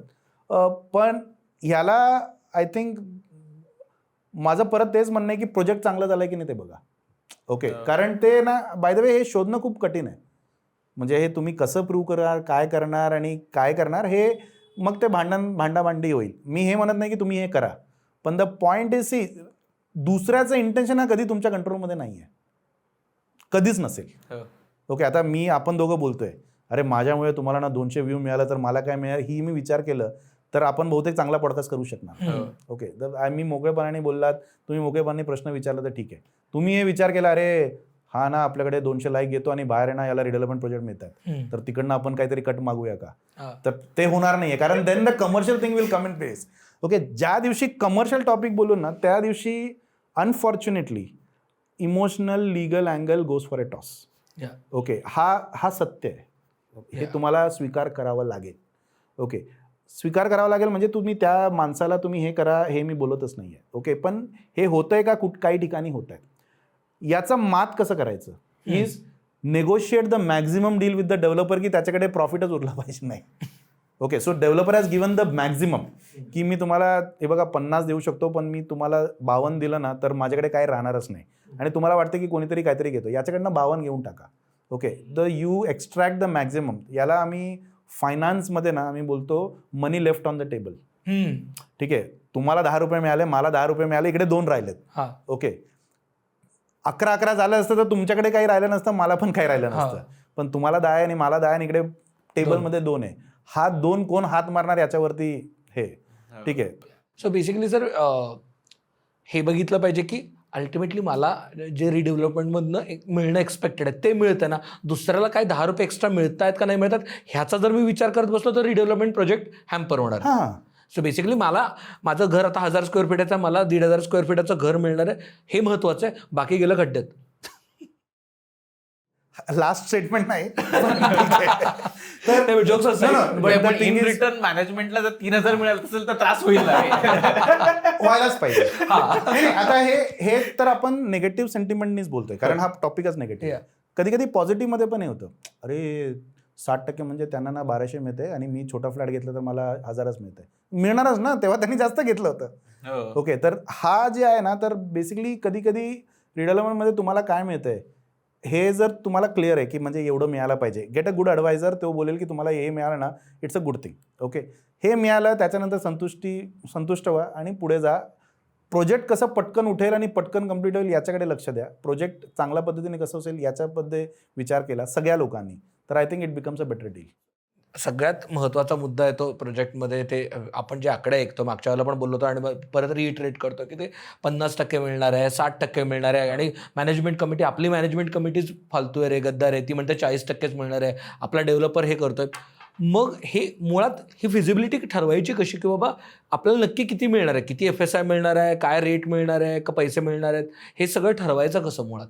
हां, तर आता मी याच्यात आर्किटेक्चरल ॲस्पेक्टला मी टच नाही करत, कारण मला ते I am not the expert that. Mathematical आणि फायनान्शियल ॲस्पेक्टला मी टच करतो की कसं हे काय तुम्हाला मिळालं पाहिजे. ओके, फर्स्ट इज जर तुमच्याकडे 10,000 स्क्वेअर फूटचं प्लॉट आहे. ओके, आता बाय द वे लोक एवढं जागृत झाले की त्यांना माहिती आहे की आपला FSI किती आहे. अच्छा, FSI कसं ठरलं जातं, तुमचं प्लॉट किती आणि तुमचा रोड किती. ओके, रोड तुम्ही जर ठरवलात आणि तुमची प्लॉट मेट्रोमध्ये आहे की नॉन मेट्रोमध्ये आहे याच्याप्रमाणे FSI सगळ्यांना माहिती असतं. आणि बाय द वे ते ऐकीव आणि लोकांशी बोलत त्यांना समजतं की बाबा इकडे ना एवढं FSI आहे. ओके, समजा 3 आहे, 4 आहे, जे काय आहे, तर 10,000मध्ये 4 म्हणजे बेसिकली 40,000 तुम्ही बांधू शकता. ओके, मोठी. ओके, तर याच्यामध्ये तुम्ही कॉम्प्लिकेशनला गेलात आणि कॉम्प्लिकेशन आहे की हे 40,000 काय आहे, कार्पेट आहे, बिल्टअप आहे, सेलेबल आहे. ओके, तर बेसिकली हा जनरली हाला बिल्टअप धरतात. ओके, तर याच्यामध्ये सेलेबल करताना जनरली 5, 7, 10% वाढतं. ओके, 1.05, 1.11. तर म्हणजे कन्झर्वेटिव्ह करा की 1.05 म्हणजे 40,000ला 1.05 मी केलं तर basically it will become 42,000 something. Okay, round आकड्यामध्ये बोलतो, म्हणजे ते म्हणजे कमेंटमध्ये नको की अरे त्याला गणितच येत नाही, तसं नाही. तर 42,000 आलं. ओके, आता हा 42,000 बांधायला किती लागेल डेव्हलपरला, कारण डेव्हलपरला काय काय करायचं आहे, एक आहे कन्स्ट्रक्शन करायचं आहे, तर कन्स्ट्रक्शनचं रेट. आता कन्स्ट्रक्शन रेटमध्ये परत दर इज कॉन्ट्रोवर्सी. डेव्हलपर बोलेल की माझं कन्स्ट्रक्शन कॉस्ट 3,200, सोसायटी बोलेल नाही 2,500 मध्ये काम होतं. ओके, तर get a reasonable construction cost. Okay, कारण तुम्ही मागताय इटालियन मार्बल आणि स्विमिंग पूल आणि तुम्ही बोलतायत की कन्स्ट्रक्शन कॉस्ट 1800 मध्ये असायला पाहिजे, हा होत नाही. सो बी रिझनेबल. ओके, दोन्ही बाजूनी developer also has to be reasonable, society has to be reasonable. तर एक चांगला म्हणजे ॲडवायझरला घ्या जो तुम्हाला रिझनेबल एक देईल. ओके, फॉर थंब रूल समजा या पकडून चला की 3000चा रेट तुम्ही घेतला, तर 42,000 मल्टिप्लाइड बाय 3000 तुमचा कन्स्ट्रक्शन कॉस्ट झाला. सेकंड इज तुम्हाला approval cost. Approval cost is very black and white. तुम्ही FSI किती घ्यायचं, TDR किती घ्यायचं, त्याला तुम्ही रेडी रेकनरनी तुम्ही मल्टिप्लाय केलं. अच्छा, आता रेडी रेकनर शोधायचं कसं? रेडी रेकनर तुम्ही CTS नंबर, तुमचं जे सर्वे नंबर आहे त्याच्याप्रमाणे तुम्ही रेडी रेकनर शोधू शकता. ओके, आता रेडी रेकनर कुठलं घ्यायचं? रेडी रेकनरमध्ये 4 हे असतात, खुली जमीन, सदनिका निवास, ओके, ऑफिसेस आणि शॉप्स. तर ह्या कॅल्क्युलेशनला खुली जमीनचं रेडी रेकनर घ्या. कारण डेमॉलिशन झाल्यानंतर जमीन झालं, त्याच्यावरती तुम्हाला FSI करायचं. सदनिका निवास गेलं तर ते रेट वाढेल. ओके, आणि हे काही कन्फ्युजन असतात, तर ते घ्या. त्याच्यानंतर चलनचं कॉस्ट, कॉर्पोरेशनचं कॉस्ट आणि इतर काही कॉस्ट असतील तर ते जोडा. Second topic. थर्ड काय जोडायचं की रेंट तुम्हाला जे देणार, भाडं, कॉर्पस, बेटरमेंट, हे बाय द वे नेगोशिएशन आहे. तर सोसायटीला वाटते की मी यांना 40 रुपये रेंट मागतो, 40 पर स्क्वेअर फीट. ओके, त्याच्यानंतर कॉर्पस 1 लाख मागूया पर फ्लॅट, बेटरमेंट 1 लाख मागूया, त्याच्यानंतर शिफ्टिंग मागा, मुअर्स पॅकर्स, ब्रोकरेज द्यावं लागेल, जे 1.5 महिन्याचं भाडं किंवा 2 महिन्याचं भाडं काय देतात, 1 महिन्याचं भाडं जे काय ते द्या, त्याच्यानंतर डेपॉझिट द्यावं लागेल तुम्हाला. तर हे सगळं जोडून टाका. ओके, हा त्याचा कॉस्ट आहे आणि डेव्हलपरला सांगा हे तुलाच करायचं आहे. हा झाला तुमचा थर्ड हे. ओके, फोर्थ आहे की तुम्हाला GST स्टॅम्प ड्युटी लागते. ओके, तर ते जोडा. ओके, म्हणजे नवीन घरावरती. आणि याच्यावरती स्टॅम्प ड्युटी म्हणजे तुम्ही ऑलरेडी 500 स्क्वेअर फूटचा फ्लॅट आहे आणि तुम्हाला आता मिळणार आहे 700, तर 500चं स्टॅम्प ड्युटी तुम्ही ऑलरेडी भरलाय, आता 200 तर तुम्हाला 200च भरायचं आहे, पण GST तुम्हाला 700चं भरायचं आहे. ओके, तर हा इन्क्लूड करा. ओके, आणि बाय द वे तुम्हाला एकाच माणसाकडनं पाहिजे तसं नाही, तुमचा कोणी CA मित्र ओळखीचा असेल, प्रॅक्टिसिंग CA, तुम्ही करा की GST स्टॅम्प ड्युटीचं काय हे जोडा. फिफ्थ टॉपिक विल बी, हा घर विकायला मला मार्केटिंग आणि सेल्स करायचं आहे, कारण डेव्हलपरला घर विकायचं आहे, राईट. आणि लास्ट इज, हा स्टार्टिंगमध्ये जे मी भांडवल टाकतोय, कॅपिटल आपण म्हणतो, किंवा इक्विटी माझी कॉम्पोनंट आहे, याच्यावरती एक 12 ते 14% इंटरेस्ट. कारण त्याचा म्हणजे मी कसा विचार करतो ॲज अ फायनान्स, याला आम्ही इंटरेस्ट म्हणण्यापेक्षा याला आम्ही म्हणतो ऑपॉर्च्युनिटी कॉस्ट. मी जर इकडे टाकलं नसतं आणि मी FD मध्ये टाकलं असतं, मला इकडे मिळालं असतं, तर मी एवढं लोकांना करून मला काय मिळणार, तर हे सगळं ॲड करा. तर मी तुम्हाला एक थंब रूल देतो. आता फॉर एक्झाम्पल कुठलं ठिकाण घेतो आपण, हा cost will go anywhere between 4,000 to 5,500 to 6,000 total cost, सगळं 6 आयटम मिळून पर स्क्वेअर फीट ऑफ 42,000. हा, ठीक आहे, हा एक थंब रूल झाला. आता बेसिकली याच्यानंतर हा थंब रूल तुम्हाला कळलं. ओके, त्याच्यानंतर जर तुम्ही तुमच्या एरियाचं सेल रेट घेतलात, ओके, म्हणजे 10,000च्या वरती आहे तुमचं, ज्या ठिकाणी आहे तिकडे 10,000च्या वरती आहेत, काही ठिकाणी 16,000 18,000 पण आहे. ओके, आणि काही ठिकाणी जर ठाणे, मुलुंड वगैरे गेलं तर अजून जास्त आहे, द रिच एरिया. ओके, तर जेवढं जास्त सेल रेट तेवढं जास्त टक्के मिळायला पाहिजे. सो जनरली हा इक्वेशन वर्कआउट होतो की तुम्हाला 42,000 मध्ये 21,000 मला मिळणार आहे का आमच्या लोकांसाठी. आता हा रेंज जे आहे ना, ह्या रेंज आम्ही 32% पासून 50% पर्यंत बघितलेलं आहे. ओके, की 42,000 डेव्हलपरला मिळालं तर 21,000 तो आपल्याला देऊन टाकतो, कारण तो 21,000 विकून त्याला प्रॉफिट मिळणार आहे. कधी कधी हे आम्ही 55% पण बघितलंय, जिकडे सेल रेट अप्रतिम आहे. ओके, तर हा इक्वेशन थंब रूल इक्वेशन आहे की तिकडचं सेल रेट, सेलेबल काढा, सेलेबलमधला मला 40% मला मिळालं तर किती होईल, 50% मिळालं तर किती मिळेल, हा थंब रूल ठेवा. म्हणजे तुमची एक फेअर एक्सपेक्टेशन असेल की मला हे मिळालं पाहिजे. आता हा बहुतेक खूप कॉम्प्लिकेटेड मॅथ्स आहे. तर आता आम्ही काय केलंय की आमच्याकडे आता सुदैवाने 4-4.5 वर्ष याच्यात आम्ही जे काही आम्ही काम केलंय, तर याच्यात एक भरपूर मोठा डेटा तयार झालाय. तर या डेटाला आम्ही अनालिटिक्स आणि AI करून आमच्या ड्रीम्स डेव्हलपच्या प्लॅटफॉर्ममध्ये हे आम्ही फ्रीमध्ये देतोय.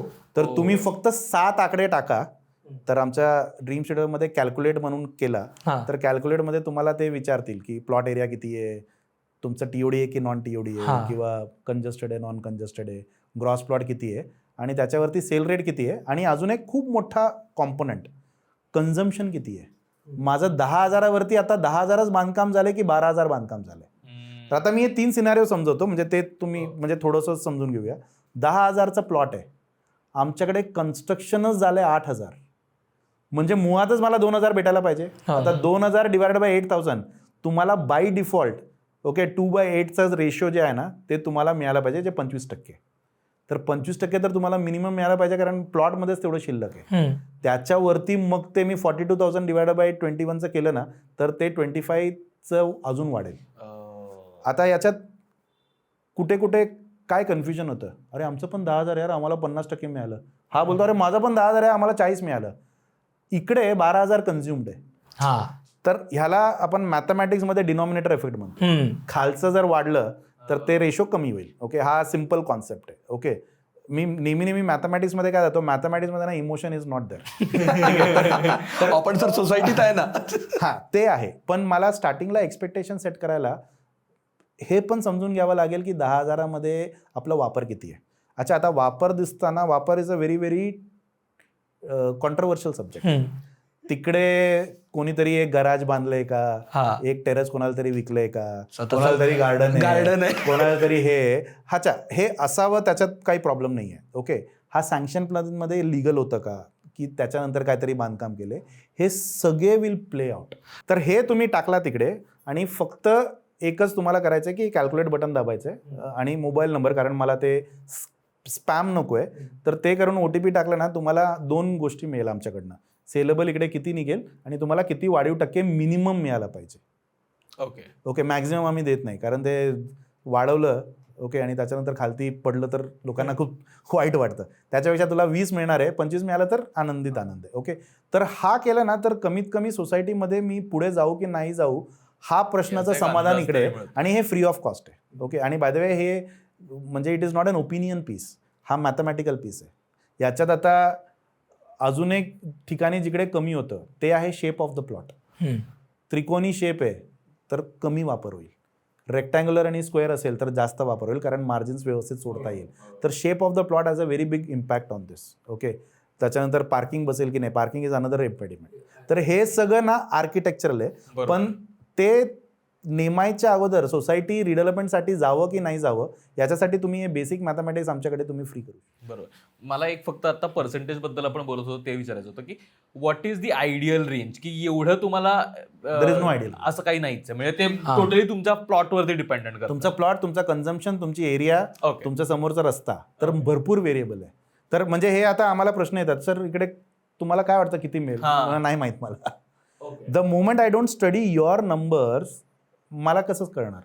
असं नाही की रिडेव्हलपमेंट गेलं की मला 25-30% ते मिळायलाच पाहिजे वगैरे असं काही असं. म्हणजे मुद्दा आहे की मिनिमम साधारणतः बाबा किमान 25 ते 30% मिळतं साधारणतः, किंवा नाही असं नाही, काहीच नाही. सर आम्ही अशा ठिकाणी काम केलंय जिकडे निगेटिव्ह फिजिबिलिटी आहे. ठीक आहे, म्हणजे तुम्ही 400 स्क्वेअर फूटचा फ्लॅट दिला तर तुम्हाला 380 मिळेल. पण एक समजून घ्या, आणि हे काही लोकांना समजवणं खूप गरजेचं आहे, तिकडे लोक ना मला फ्लॅट वाढवायचं याच्यासाठी जात नाहीये.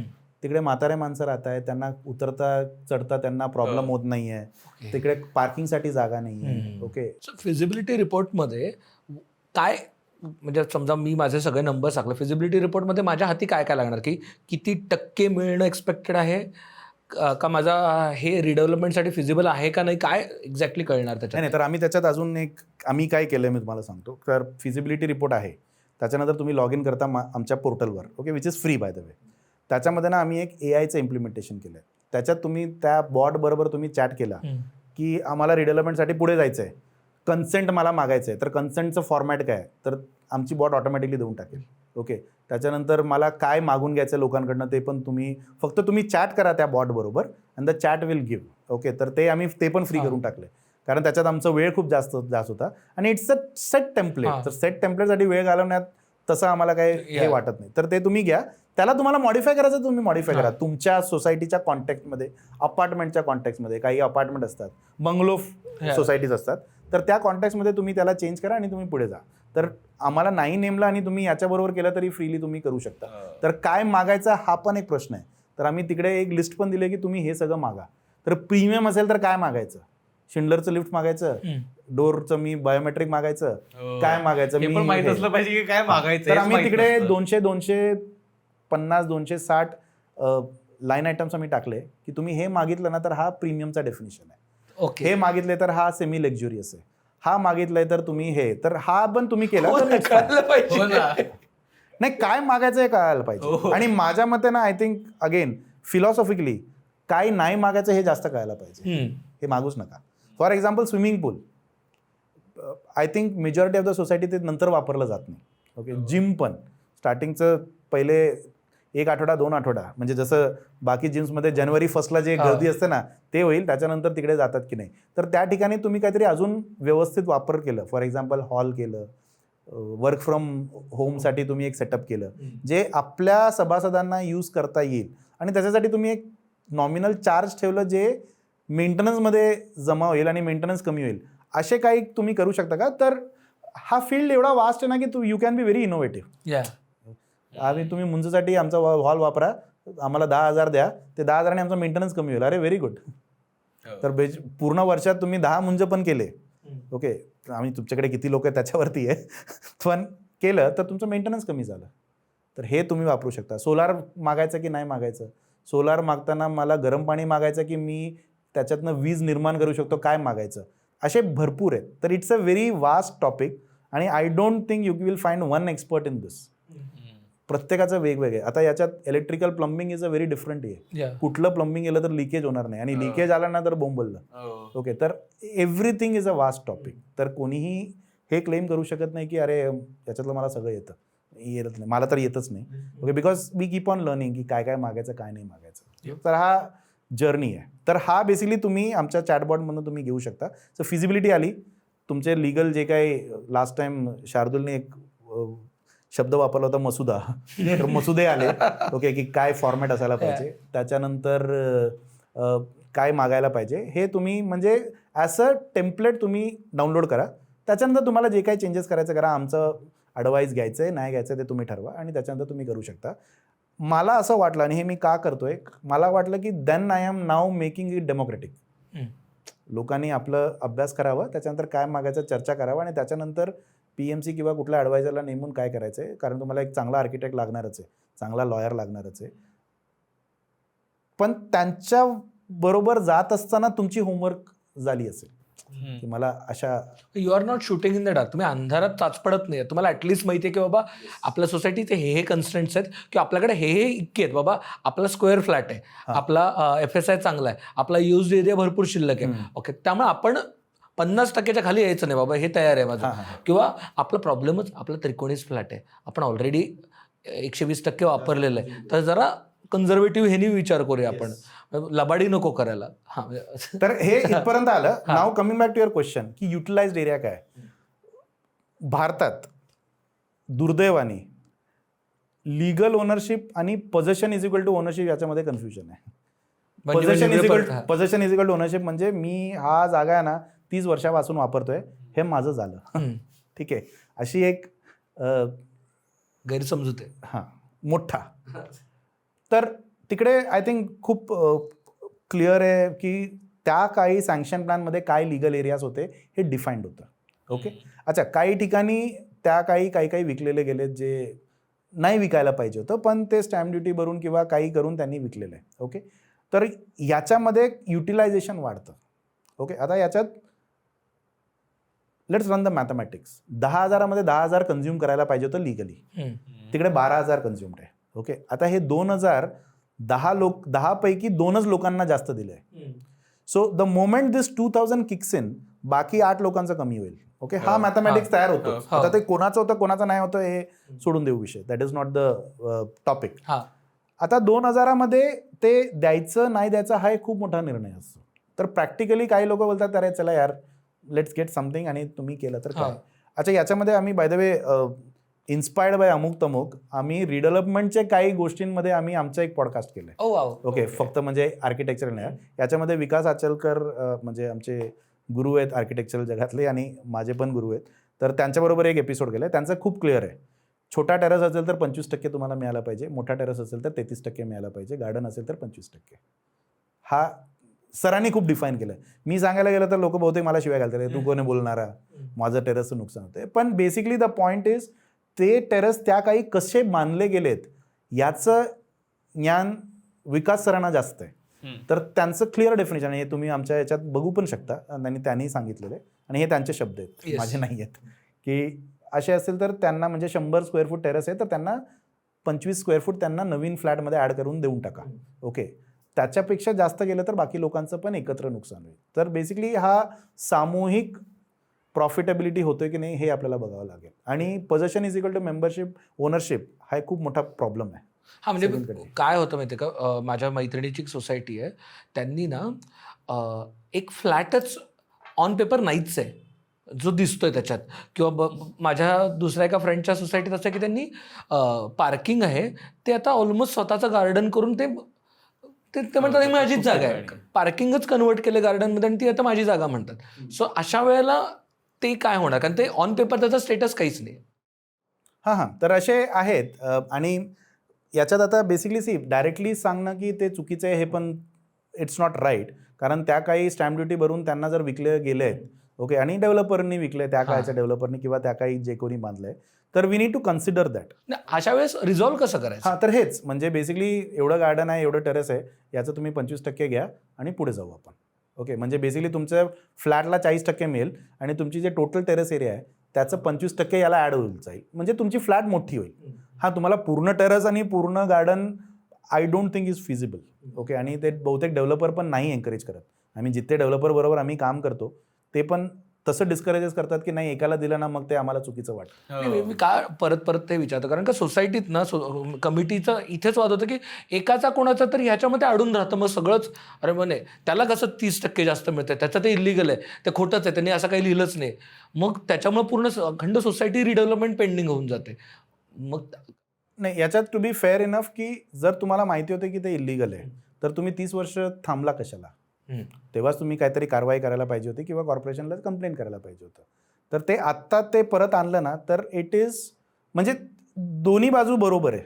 ओके, आणि म्हणजे ते आपण तिकडे चूक आणि बरोबरला गेलो ना तर we will never reach a conclusion. But practical solution आहे का हे आपल्याला बघणं गरजेचं आहे. अल्टिमेटली मला असं वाटतं सर, तुम्ही जे सुरुवातीलाच सांगितलं ना की sports is the ultimate winner, तसं इथे प्रोजेक्ट पूर्ण होणं हे डोक्यात ठेवून त्याच्या पर्स्पेक्टिव्हनी सगळ्यांनीच काम केलं. एखाद्याला 5% मिळतात एक्स्ट्रा तर मिळू दे बाबा, चला काम गाडी पुढे ढकला. आणि the moment you say garden, हां, आता नाव understand the science behind it. हां, गार्डन म्हणजे तो ग्राउंड फ्लोअरला आहे, Ground floor, हो. ठीक आहे.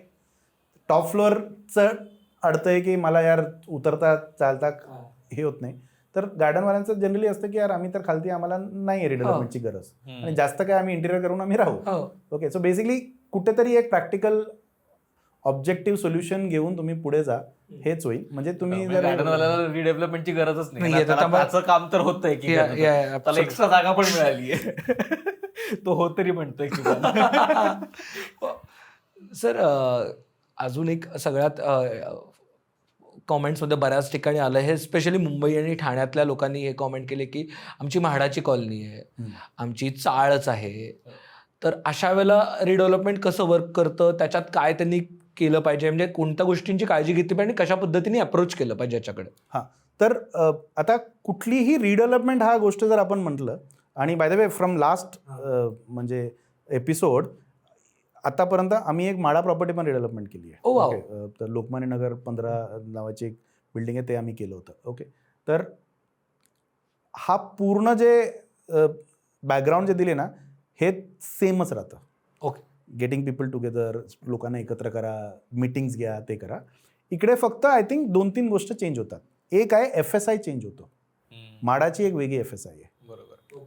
ओके, तर आता बेसिकली तिकडे डायरेक्टली त्यांना 3 FSI आहे. ओके, इनफॅक्ट काही छोट्या माडाच्या प्लॉटमध्ये ते कन्झ्युम पण होत नाही. म्हणजे FSI माझं 3 आहे म्हणजे मी पूर्ण बांधू शकेन हे चुकीची धारणा आहे. म्हणजे ते हाईट प्रमाणे तुम्हाला मार्जिन आणि पार्किंग बसते की नाही हे बघावं लागतं. तर असं नाही की माझं FSI 7.8 आहे. ओके, काही ठिकाणी आहे असे, म्हणजे 4 × 80% 7.2, पण ते 7.2 कन्झ्युम होते की नाही हे बघणं खूप गरजेचं आहे. ओके, नाहीतर ते 7.2 मॅथमॅटिकली तुम्हाला खूप चांगला आकडा दाखवेल पण ते जागेवरती बसणार नाही. तर माडामध्ये एक आहे की फिजिबिलिटी चेंज होते. सेकंड आहे की तुमचं एक एक्स्ट्रा एंटिटी येते. ओके, एक governmental entity, semi governmental entity, त्यांच्याबरोबर तुम्हाला एक ट्राय पार्टी ॲग्रीमेंट, तर थोडे लिगल प्रोसिजर त्यांच्यासाठी फॉलो करणं वेगळं आहे. ओके, याच्यामध्ये काही कॅटेगरीमध्ये there is a minimum requirement, म्हणजे जर तुम्ही रिडेव्हलपमेंटसाठी जाताय तिकडच्या लोकांना तुम्हाला कमीत कमी एवढं फ्लॅट तुम्हाला द्यावंच लागेल. ओके, असे पण काही कायदे आहेत. ओके, तर आमचं जनरली म्हणणं असतं की ते फिजिबिलिटी वेगळं असतं, तर ते फिजिबिलिटी करून आणि त्या टॉपिकचं लिगल तज्ज्ञ कोणी आहेत तर त्यांच्याबरोबर काम करून हे पहिले शिकून घ्या की तुम्हाला काय पाहिजे. कारण हे मी का परत म्हणतोय, कारण तुमची होमवर्क असायला पाहिजे बिफोर यू एंटर टेरिटरी. म्हणजे निगोसिएशनच्या आधी आपला अभ्यास तर हा एक आर्किटेक्ट जो फिजिबिलिटी चांगला करू शकतो माडाच्या बाबतीत आणि त्यांनी माडाचं कामं केलं असावं, यांच्याकडनं किती फिजिबिलिटी लागेल. ओके, आणि एक लॉयर की माडाकडनं मला काय काय करावं लागेल, कारण काही NOC लागतं, काही ट्रायपार्टेड ॲग्रीमेंट लागतात. त्याच्यानंतर आय थिंक दर इज इकडे तर आहे की त्याच्यानंतर माडा तुम्हाला काहीतरी पैसे देते पूर्ण रिडेव्हलपमेंट झाल्यानंतर. तर हे काय असतं हे समजून घेणं खूप गरजेचं आहे.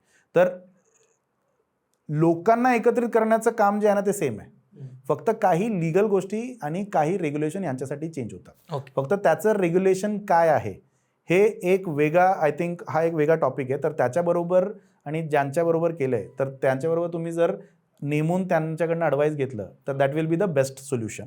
ओके, हे आम्ही आमच्या पॉडकास्टमध्ये करायचा प्रयत्न करतो, which is very niche. Okay, तर ते रिडेव्हलपमेंट हे काय, पगडी म्हणजे काय, ओके, चहा सिस्टम म्हणजे त्याच्यात काय मिळेल माडा, हे आम्ही तिकडे कव्हर करतो. ते तिकडे बहुतेक लोकांना आवडेल.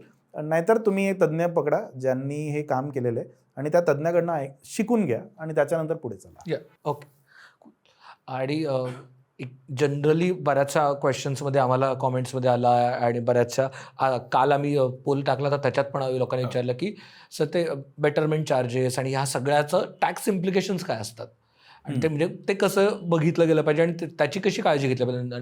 ऑल्सो युअर अ CA जास्त सोपं होईल हे. नाही, but I am not a practicing CA. I think practicing CA जे असतात ते लोक जास्त याच्यामध्ये टचमध्ये असतात. पण कारण आम्ही हे रोज करतोय तर टॅक्समध्ये ना वेगवेगळे प्रकार आहेत. ओके, तर मी टॅक्सचे सगळे प्रकार कव्हर करून टाकतो. एक आहे की आमचं जुनं फ्लॅट होतं 500, आता मला 700 मिळतं आहे, त्याच्यावरती टॅक्स लागणार आहे का? The answer is no. Okay, तर ते कॅपिटल गेन तुम्हाला लागणार नाही. ओके, कारण इट इज लाईक एक गेली आणि तुम्हाला एक नवीन मिळते. ओके, तर ते एक म्हणजे फर्स्ट इज टू क्लिअर की असं काही होत नाही, म्हणजे तिकडे मला टॅक्स लागणार आहे का म्हणून मी हो बोलणार नाही बोलणार याची तशी काळजी नका घेऊ, कारण इट इज क्लिअर, म्हणजे रूलिंग पण क्लिअर आहे आणि इन्कम टॅक्सचं जजमेंट्स पण क्लिअर आहेत.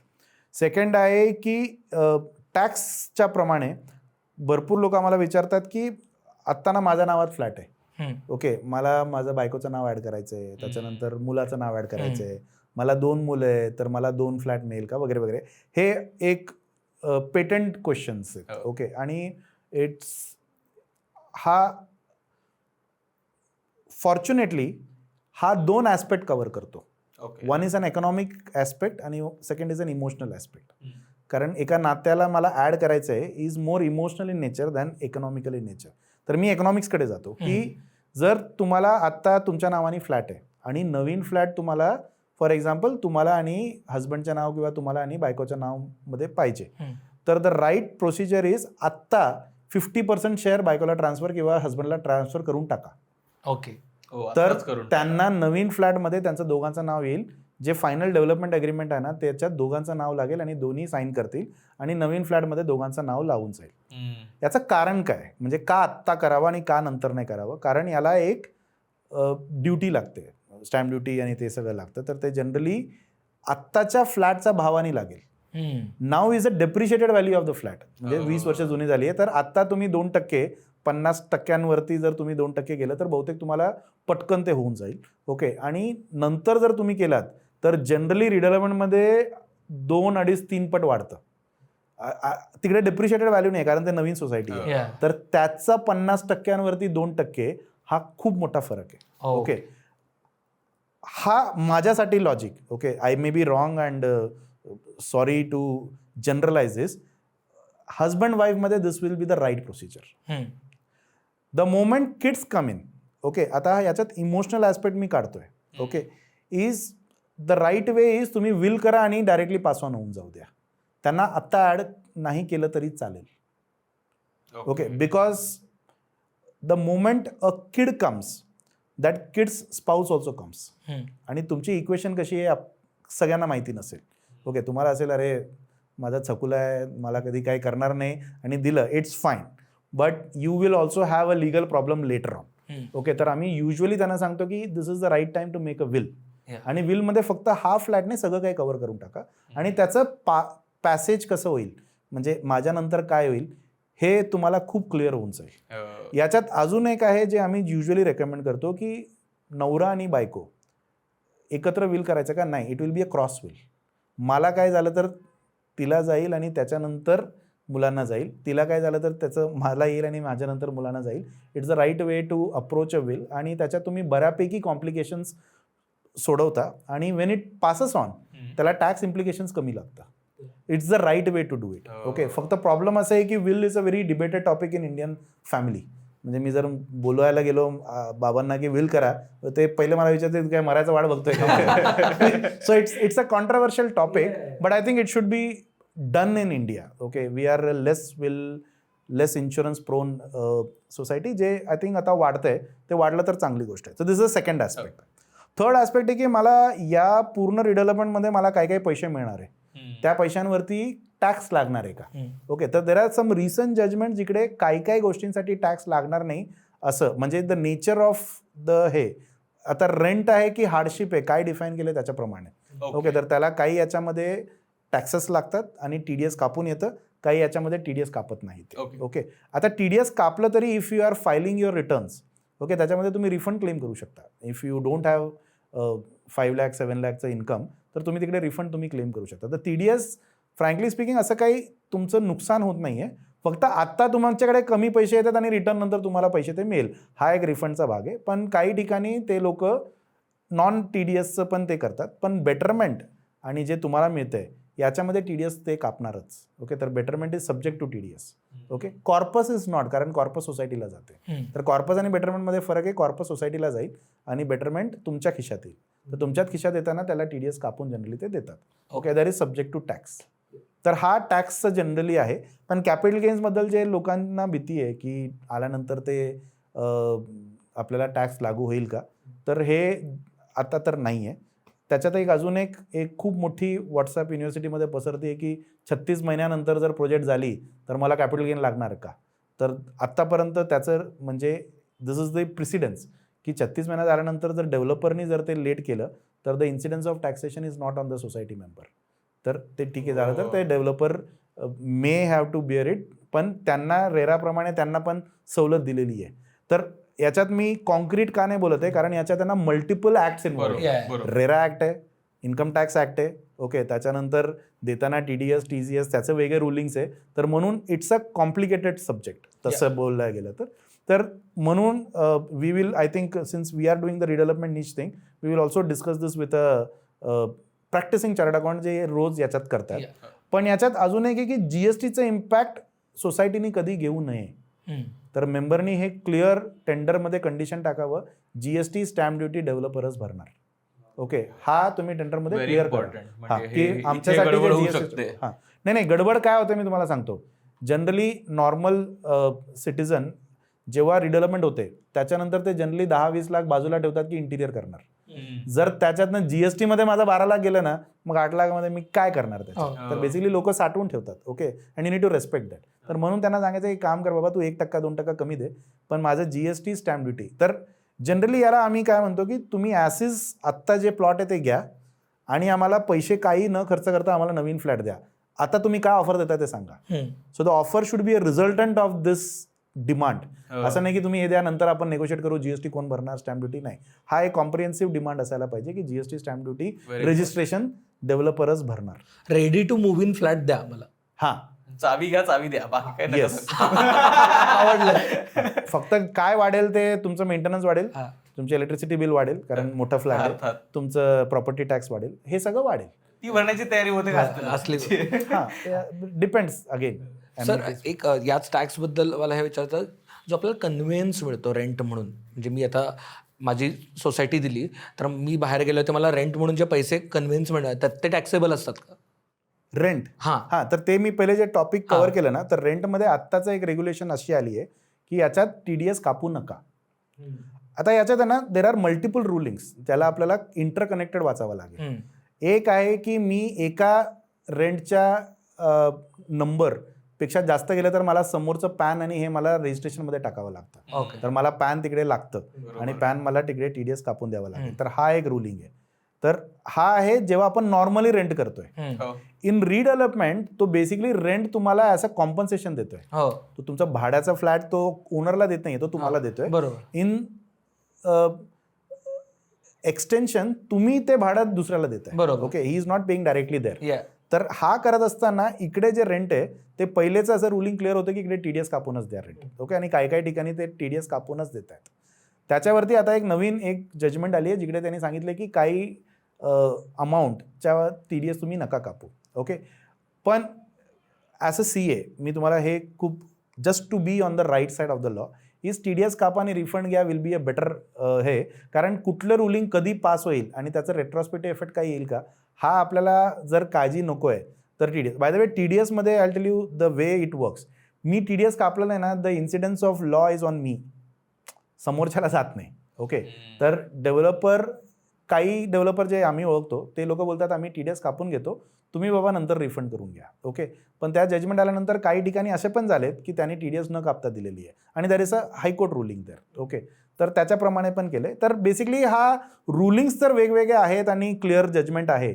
पण जर त्यांनी सांगितलं की सर आपण इन्कम टॅक्सच्या राईट साईडला राहूया, 2% TDS जे काय आहे ते मी कापतो किंवा 2%, 5%, 10% कुठल्या कॅटेगरीमध्ये येतात त्याच्याप्रमाणे करा, तुम्ही रिफंड भरा आणि घेऊन टाका. Will be I think a better safer route. कारण हा एक रुलिंग आला आहे, उद्या एक नवीन रुलिंग आली तर तेव्हा आपण काय करणार. For that it is much safer. Sir, बऱ्याचदा ना ह्या सगळ्या ह्याच्यात ज्यांनी असा अनड्यू ॲडव्हान्टेज घेतलेला असतो वगैरे, बऱ्याचदा काहीतरी स्वतःचा जिना काढून घेतला इंटरनली किंवा स्वतःचं गार्डन घेतलंय किंवा पार्किंगच स्वतःसाठी घेतलंय किंवा बाल्कनी ॲडिशनल केली आहे वगैरे, ह्या सगळ्यांमुळे बऱ्याचदा काय होतं त्यांचा विरोध असतो रिडेव्हलपमेंटला आणि मग लोकांचं होतं की बाबा एकामुळे रिडेव्हलपमेंट अडली. मग अशा केसमध्ये काय ऑप्शन असतात? नाही, 4 जुलै 2019चं guideline is very very clear. तुम्ही प्रोसेस व्यवस्थित राबवा आणि 51% लोकांनी जर केलं तर जनरली त्याला स्टे येत नाही. Okay, you can go head. फक्त काय थोडं वेळ जास्त लागेल टू कन्व्हिन्स आणि त्यांना एकत्र करून चालायला. बट जर प्रोसेस तुम्ही व्यवस्थित केलं तर जनरली याला थांबू शकत नाही ते. आणि म्हणजे कधी कधी लोक विचारतात what is the right time to go for redevelopment. बोलत there is no other right time than now for anything. मला माहिती नाही 2 वर्षानंतर काय होणार आहे, 4 वर्षानंतर काय होणार आहे. तर जर आज लोकांना वाटतं 51% लोकांना की करायचं का, तर इट्स अ राईट टाइम. तर I think that is my last statement. Yes, I think sir thank you so much. खूप डिटेल्ड, म्हणजे आज आपण अगदी बऱ्यापैकी डिटेलमध्ये जाऊन काय काय संभावना असू शकतात, काय काय कॉम्प्लिकेशन असू शकतात, या सगळ्याबद्दल डिस्कस केलं. आपण अजून एक एपिसोड करणार आहोत. येस, सेकंड एपिसोड करणार आहोत जो आज मेजर पार्ट आम्ही अवॉइड केला, जो आपण सेकंड एपिसोडमध्ये करणार आहोत, म्हणजे सगळे लिगल कॉम्प्लिकेशन्स. म्हणजे रिडेव्हलपमेंट म्हटलं की एक तर इतकी वेगवेगळी लोक इन्व्हॉल्ड आहेत आणि त्यातले लिगल कॉम्प्लिकेशन्स काय असू शकतात, त्यासाठी एक वेगळा एपिसोड आपण लवकरच करणार आहोत आणि त्याच्यासोबत एक लाईव्हही करणार आहोत. तर तुम्हाला जर काही प्रश्न सरांना डिरेक्टली विचारायचे असतील तर ते आपण लाईव्हच्या माध्यमातून सुद्धा विचारू शकतो. तर प्लीज काही प्रश्न असतील याही एपिसोडसाठीचे, लिगलसाठीचे काही प्रश्न असतील तर प्लीज कॉमेंट करून कळवा, म्हणजे आम्हाला ते पुढच्या एपिसोडमध्ये इन्कॉर्पोरेट करता येते. येस, धन्यवाद. लोभ असावा.